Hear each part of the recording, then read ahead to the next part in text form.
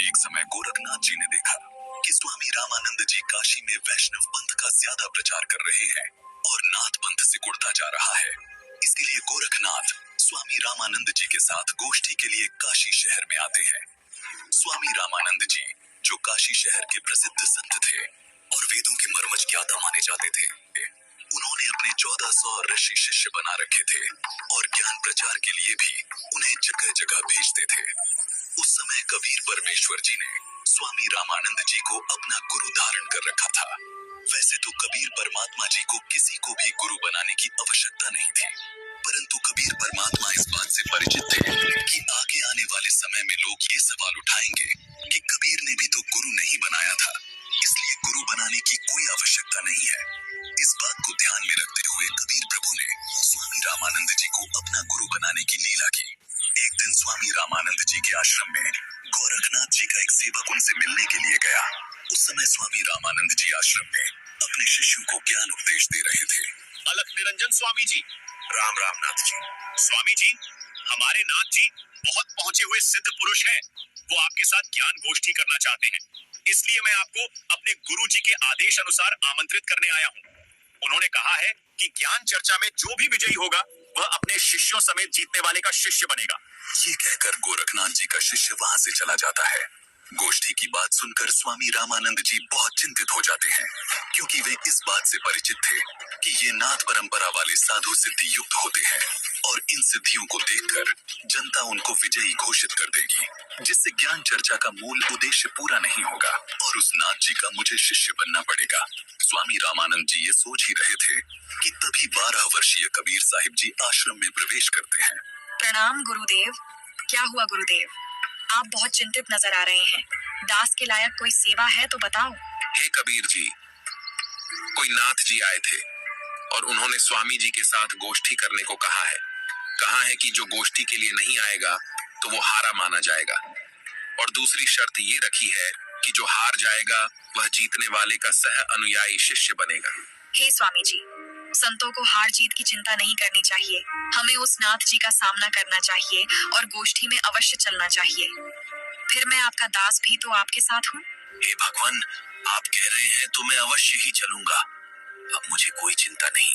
कबीर साहिब जी अपने मुंह बोले। गुरुजी स्वामी रामानंद जी के साथ ज्ञान गोष्ठी में जाने के लिए तैयार होते हैं। वो वैष्णव पंथी वेशभूषा पहन लेते हैं, माथे पर तिलक, गले में तुलसी की लकड़ी की माला, टोपी, झोली, सिक्का व एक फावड़ी। स्वामी जी व कबीर जी कुछ अन्य शिष्यों के साथ निश्चित समय और स्थान पर गोरखनाथ जी से गोष्ठी करने पहुंच जाते हैं।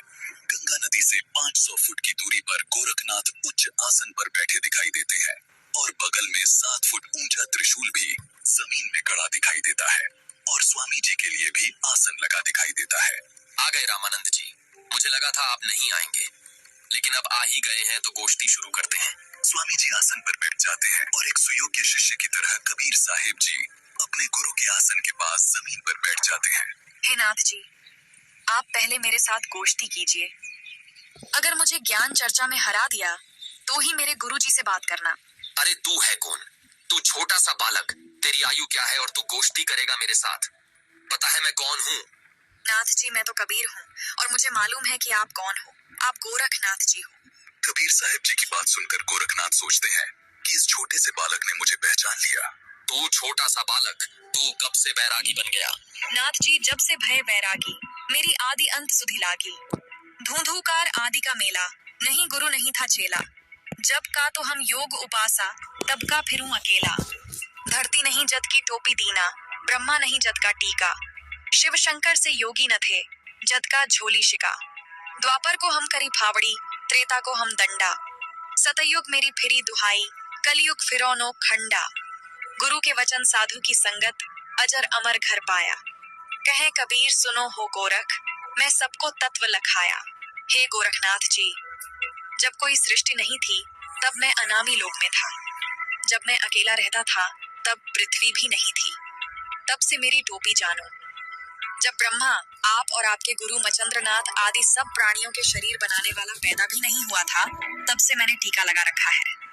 अर्थात मैं तब से सत्पुरुष रूप में ही हूँ।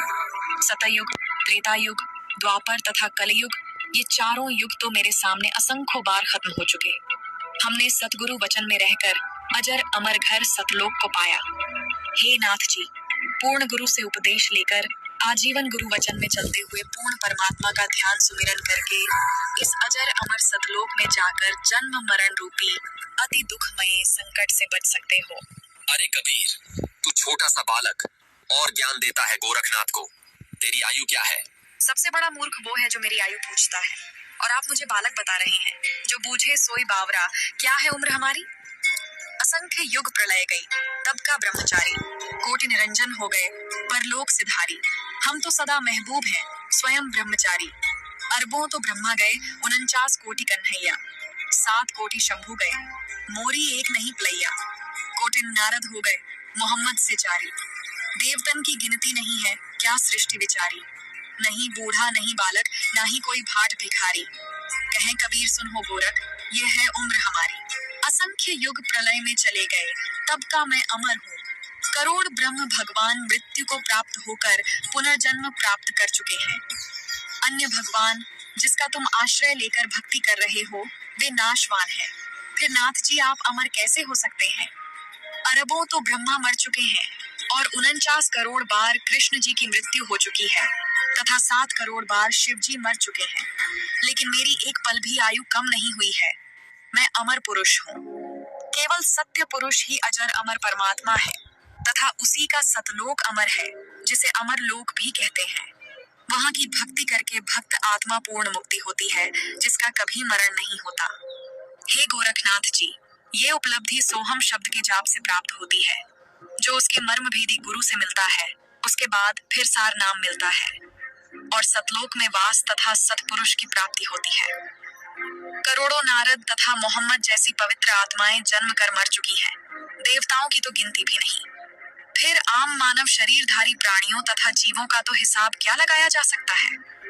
मैं न बूढ़ा न बालक, मैं तो जवान रूप में रहता हूँ, जो ईश्वरीय शक्ति का प्रतीक है। ये तो मैं लीलामयी शरीर में आपके समक्ष हूँ। ये सुनकर गोरखनाथ जी और क्रोधित हो जाते हैं और अपने त्रिशूल के ऊपर के भाग पर सिद्धि से उड़कर बैठ जाते हैं। कबीर, यदि तू इतना महान है तो मेरे बराबर में आकर बातें कर। हे नाथ जी, हम ज्ञान गोष्ठी के लिए आए हैं, न कि ये नाटक करने के लिए।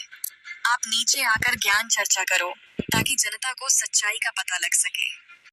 तेरे पास कोई सिद्ध शक्ति नहीं है। तू और तेरा गुरु दुनिया को गुमराह कर रहे हो। आज तुम्हारी पोल खुलेगी। अगर शक्ति है तो आओ बराबर में, यही चर्चा करेंगे, नहीं तो हार स्वीकार कर लो।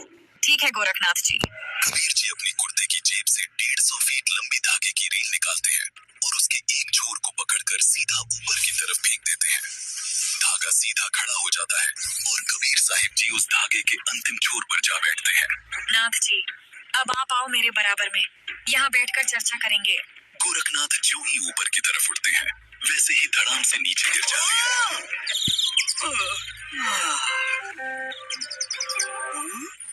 हे कबीर जी, कृपया नीचे आ जाइए और अपने दास पर दया करके अपना परिचय दीजिए।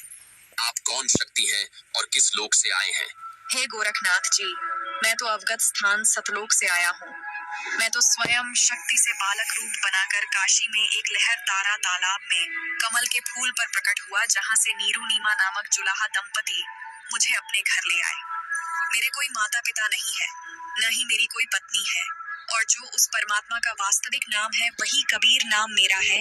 आपका ज्योति स्वरूप, जिसे आप अलख निरंजन कहते हो, वो ब्रह्म भी मेरा ही जाप करता है।